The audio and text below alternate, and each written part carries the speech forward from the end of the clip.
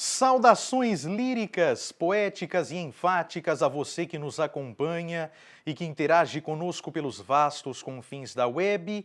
Eu sou Hélio Baragatti, este é o Sala de Poesia, em sua edição de número 79. E se você que está assistindo a esse vídeo ainda não se inscreveu no nosso canal, por favor inscreva-se, ative o sininho das notificações, curta, compartilhe, multiplique o nosso conteúdo para que assim os algoritmos do YouTube possam nos indicar para um número cada vez maior de pessoas, espalhando cada vez mais a nossa mensagem de apreço pela arte e de amor pela poesia. Nós contamos com vocês, o nosso canal está prestes a completar 5 anos de existência. E se para 5 anos de existência a quantidade de vídeos do nosso canal ainda parece pouca, vocês podem ter certeza de que nós primamos pela qualidade do nosso conteúdo. E nesse vídeo, no vídeo da edição número 79, nós falaremos de Carolina Noêmia Abranches de Souza Soares, um nome grande para uma grande personalidade que vem a ser Noêmia de Souza, conhecida como a mãe de todos os poetas moçambicanos. Noêmia de Souza nasceu no distrito de Catembe, em Moçambique, no dia 20 de setembro de 1926 e faleceu na cidade de Cascais, em Portugal, no dia 4 de dezembro de 2002, ou seja, aos 76 anos de idade. O seu pai era um rico funcionário, um alto funcionário do governo colonial. Ele trabalhava no Banco Ultramarino e tinha as suas origens entre os macuas, que é a etnia dominante, a etnia mais presente na ilha de Moçambique, goeses, ou seja, pessoas provenientes de Goa, região da Índia portuguesa, e portugueses. A sua mãe, seu pai se chamava Antônio, a sua mãe, que se chamava Clara, tinha descendência alemã, o seu pai e o seu tio eram comerciantes, eram negociantes alemães que foram para Moçambique e desposaram filhas de chefes de etnias, de grupos étnicos rongas. Os rongas são a etnia, ou eram a etnia predominante na capital de Moçambique, a então Lourenço Marques, atual Maputo. E é justamente para Maputo, a então Lourenço Marques, que aos 6 anos de idade a família de Noêmia de Souza se muda, ou seja, eles deixam a Catembe e se mudam para a capital Lourenço Marques. Os irmãos mais velhos de Noêmia de Souza, ela era a terceira de 6 irmãos, então os 2 irmãos mais velhos foram ou já haviam ido estudar em Portugal. E era a intenção da família, era a intenção do pai de Noêmia de Souza, que tem uma importância muito grande na vida dela, porque é ele quem a alfabetiza aos 4 anos de idade. Então ela aprende a ler aos 4 anos de idade, alfabetizada pelo próprio pai. O pai era ávido por leituras, por artes, e Noêmia de Souza herdará isso. Ela lê tudo que lhe cai nas mãos. Todo tipo de livro, todo tipo de revista, portuguesas, estrangeiras, tudo que lhe cai nas mãos, ela lê. Aos 6 anos de idade, então, ela se muda para Maputo e, como eu dizia, era tradição na família que os filhos, era a intenção do pai de Noêmia, que os filhos fossem estudar em Portugal. Os mais velhos já haviam ido, a próxima seria ela, mas aos 8 anos o pai dela falece e a família passa a ter uma vida bastante difícil e ela vai estudar na escola técnica, ela vai estudar comércio na escola técnica. Na década de 40, Noêmia de Souza vai morar num bairro mítico de Moçambique, um bairro mítico de Maputo, que é a Mafalala. Nós já falamos sobre a Mafalala em um outro vídeo, o vídeo em que nós falamos sobre o poema Quero Ser Tambor, de José Craveirinha. José Craveirinha viveu na Mafalala. Na Mafalala também viveram os grandes futebolistas que Moçambique cederia à seleção portuguesa. Mário Coluna, Eusébio e Matateu. Lá também viveu um dos principais violonistas de Moçambique, o Daico. Lá também viveu Ricardo Chibanza. Ricardo Chibanza era algo interessante da vida de Chibanza. Chibanza foi um dos primeiros toureiros negros a se tornarem conhecidos e chamou a atenção inclusive de Picasso. Pablo Picasso, quando ficou sabendo que existia um toureiro negro, ele presenteou Ricardo Chibanza com um quadro, um original. E depois que alertaram Chibanza sobre o fato de que aquilo era um Picasso, que aquilo valia bastante, ele acabou guardando no cofre de um banco, porque para ele era simplesmente um quadro. Nos anos 40, Noêmia de Souza vai morar na Mafalala. E é na Mafalala que ela começa a sua vida de poetisa. Noêmia era muito ligada ao seu irmão mais novo, o mais próximo de idade, eram 6, então o quarto filho, Nuno, e é um amigo de Nuno, Antero, que vai pedir a ela a primeira contribuição poética. Ela escreve um poema chamado Canção Fraterna. Noêmia já escrevia desde pequena, desde criança, e ela vai escrever a Canção Fraterna, que será publicado no Jornal da Mocidade Portuguesa.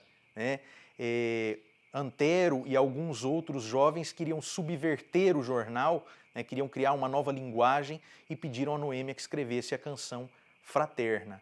Ela assina os seus poemas primeiramente com as suas iniciais, N.S., o que faz pensar, algumas pessoas pensarem, que se tratava do irmão Nuno, o autor dos versos, dos poemas, era justamente o irmão Nuno Abranches de Souza, que seria Nuno de Souza, N.S.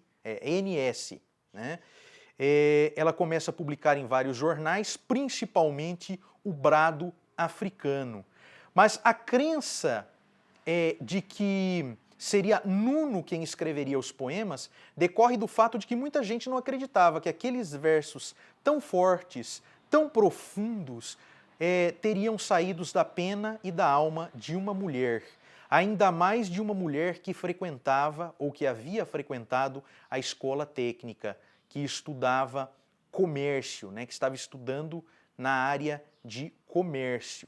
Então ela escreve para vários jornais, assina primeiramente com as suas iniciais, N.S., embora ela costumasse assinar civilmente, Carolina Abranches, mas ela assina N.S. e depois ela passa também a adotar o pseudônimo Vera Micaia. Micaia é algo muito importante, muito emblemático na literatura moçambicana. O que é Micaia? Micaia é o nome de uma árvore, a Acacias nigrescens. A Acacias nigrescens é uma árvore de folhagem miúda, uma árvore com espinhos.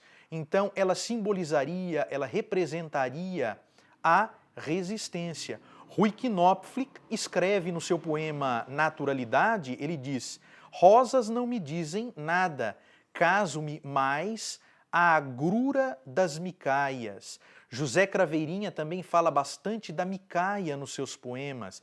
Marcelino dos Santos, um poeta importante da literatura moçambicana, teve entre seus pseudônimos o nome artístico de Lilinho Micaia. O outro foi Calungano. né, mas ele utilizou também Lilinho Micaia. Então, Noêmia de Souza utilizou também Vera Micaia. Por conta do conteúdo dos seus poemas e da sua militância política, né, ela tinha uma militância política muito forte, ela participou do movimento democrático, né, de movimentos anti-salazaristas, e antes mesmo de existirem os movimentos pró-independentistas de Moçambique, ela já havia escrito, juntamente com José Craveirinha, Ricardo Rangel e Dolores Lopes e Lopes, eles haviam escrito um manifesto exigindo a libertação de Moçambique. Noêmia de Souza escrevia poemas, Noêmia de Souza também escrevia artigos. Um desses artigos falava sobre Eduardo Mondlane. Eduardo Mondlane, que viria a ser o presidente da Frente de Libertação de Moçambique, anos depois. Nesse artigo, ela falava sobre o fato de ele não conseguir prolongar o seu visto na África do Sul para estudar, né?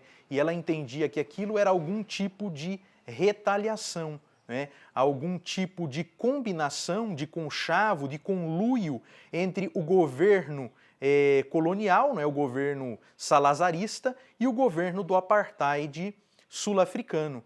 E aí o que acontece? Esse artigo, somando-se a toda a militância política, somando-se a toda a militância poética de Noêmia de Souza, acaba rendendo muitas perseguições a ela.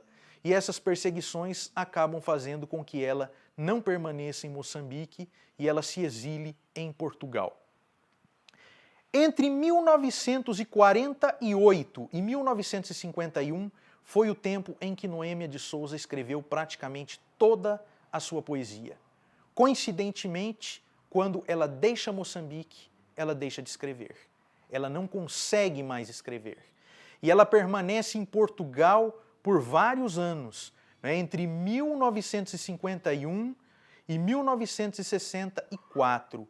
Em 62, ela se casa com o poeta, o também poeta moçambicano Gualter Soares. É Gualter mesmo o nome, com G, Gualter.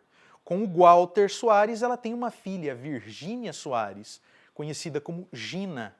Gualter Soares também tem uma militância política e poética muito forte.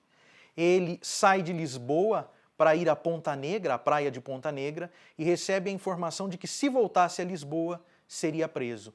O que é que ele faz? Vai para Paris. O que é que Noêmia faz? Segue o esposo.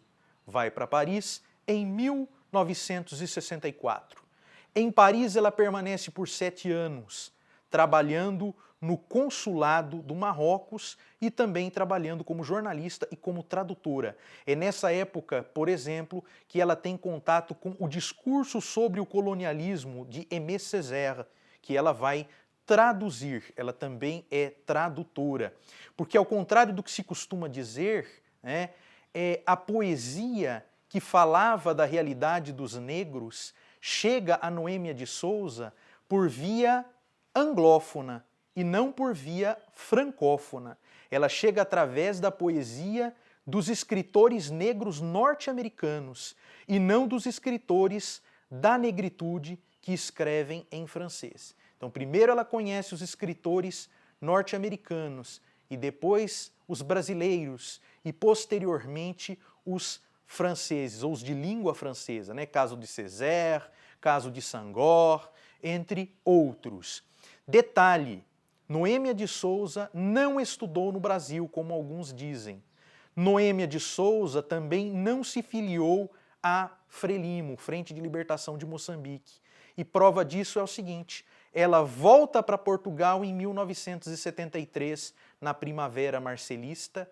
Ela assiste à Revolução dos Cravos em 1974 em Portugal, assim como assistiu à Revolução Estudantil de 1968 de Paris, né?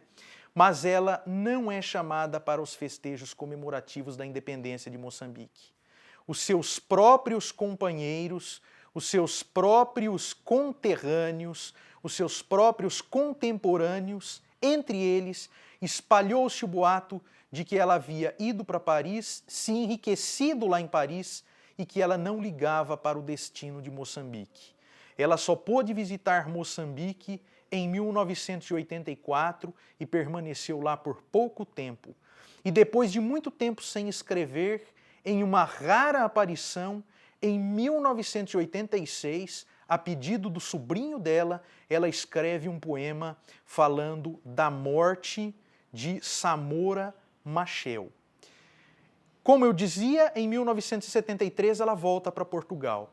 Lá ela trabalha como jornalista, ela não escreve mais poemas, né, tirando essa rara aparição, né?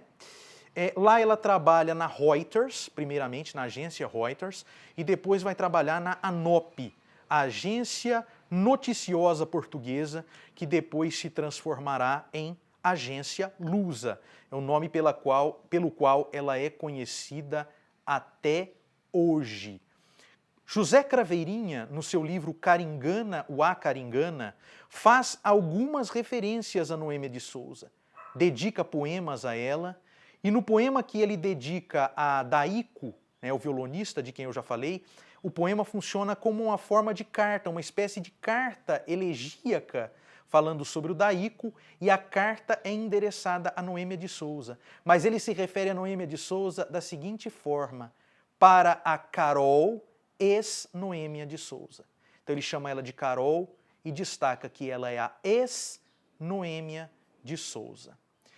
A obra de Noêmia de Souza permanece inédita por 50 anos, ou seja, ela escreveu seus poemas entre 1948 e 1951. A poesia ficou conhecida através de antologias, como a antologia de 1953, Poesia Negra de Expressão Portuguesa, publicada em Portugal e organizada por Francisco José Tenreiro, que é um escritor santomense, e por Mário de Andrade, que é um escritor angolano. Lá ela contribui com um poema, entre outros com o poema Magaíça. Magaíça, ou Magaíza, tem as duas escritas, Magaíça com C cedilha e Magaíza com Z, é aquela pessoa que saía de Moçambique e ia trabalhar nas minas da África do Sul. Craveirinha, José Craveirinha, tem vários poemas dedicados à figura do Magaíza. O Magaíza ou Magaíça seria o equivalente moçambicano aos retirantes brasileiros, aqueles que saíam do Nordeste da seca para irem trabalhar nas grandes cidades. Então, é um equivalente, pode-se fazer um equivalente, né? Uma equivalência entre o Magaíza ou Magaíça e o retirante. Por 50 anos, então entre 1948 e 1951, ela escreve os seus poemas. Os poemas se tornam conhecidos através das publicações em jornais e em antologias, mas só são publicados em livro em 2001. 2001. E o livro recebe o título de Sangue Negro. Sangue Negro. Então, é por isso que eu falei no começo do nosso vídeo sobre as diferentes origens da sua família. Porque é uma opção. Quando o livro se chama Sangue Negro, enuncia a opção que ela fez. Ela não escolheu as heranças germânicas, nem goesas, nem portuguesas. Ela optou pelas heranças africanas, pelas heranças culturais africanas, tanto de rongas quanto de macuas. Ela até diz que quando fala, ela até dizia, né, em entrevistas, nas raras entrevistas que concedeu, que quando falava, por exemplo, da Casa Grande à beira-mar, onde nasceu, ela estava falando de Moçambique, porque dadas as circunstâncias, ela não podia dizer Moçambique. E que quando ela falava de África, ela também estava falando de Moçambique. Então eram várias formas que ela escolhia para falar de Moçambique. Então a África para ela era Moçambique, a casa para ela era Moçambique, a terra para ela era Moçambique. Tanto que quando ela sai de Moçambique, ela não consegue mais escrever. Tal a ligação anímica, tal a ligação telúrica que ela tem com Moçambique. E é uma coisa muito presente nos africanos, essa ligação com a terra em que nasceram, a terra de que nasceram. Então, como eu disse, no ano seguinte, 2002, morre Noêmia de Souza aos 76 anos. E para concluir esse vídeo, eu compartilho com vocês um poema de autoria da própria Noêmia de Souza, chamado Se Me Quiseres Conhecer. E ela volta a evocar aqui a figura do Maconde, né? Nós não vamos nos esquecer aqui que já foi lido nesse canal um poema do José Craveirinha chamado Epístola Maconde. Então, o que é o Maconde? O Maconde é uma etnia de Moçambique e os Macondes eles são conhecidos por serem bravos na guerra, resistentes na guerra, fortes, e também pela sua habilidade como escultores, utilizando o que se costuma chamar de pau preto, né? Uma madeira que existe lá em Moçambique que se chama pau preto. Então, eles fazem as esculturas como se fossem em troncos de árvores, são esculturas belíssimas, as esculturas Macondes. Então a guerra e a arte, né, a resistência através da guerra e a resistência através da arte se irmanam na figura do Maconde. Então vamos ao poema de Noêmia de Souza. Se me quiseres conhecer, Noêmia de Souza.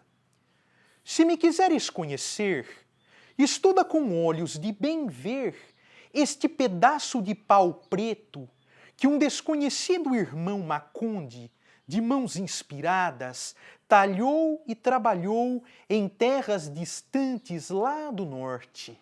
Ah, essa sou eu, órbitas vazias no desespero de possuir a vida, boca rasgada em ferida de angústia, mãos enormes, espalmadas, erguendo-se em jeito de quem implora e ameaça, corpo tatuado, feridas visíveis e invisíveis pelos duros chicotes da escravatura, torturada e magnífica, altiva e mística, África, da cabeça aos pés. Ah, essa sou eu. Se quiseres compreender-me, vem debruçar-te sobre a minha alma de África, nos gemidos dos negros no cais, nos batuques frenéticos dos muxopes, na rebeldia dos maxanganas, na estranha melodia se evolando de uma canção nativa. E nada mais me perguntes, se é que me queres conhecer, que não sou mais que um búzio de carne, onde a revolta de África congelou seu grito inchado de esperança. E com esses versos fortes, profundos de Noêmia de Souza, de Carolina Noêmia Abranches de Souza Soares, nós damos por concluído esse nosso vídeo, damos por concluída essa nossa edição número 79, agradecendo a todos vocês que estiveram conosco até o final desse vídeo e informando que nós voltaremos em breve com mais uma edição de Sala de Poesia.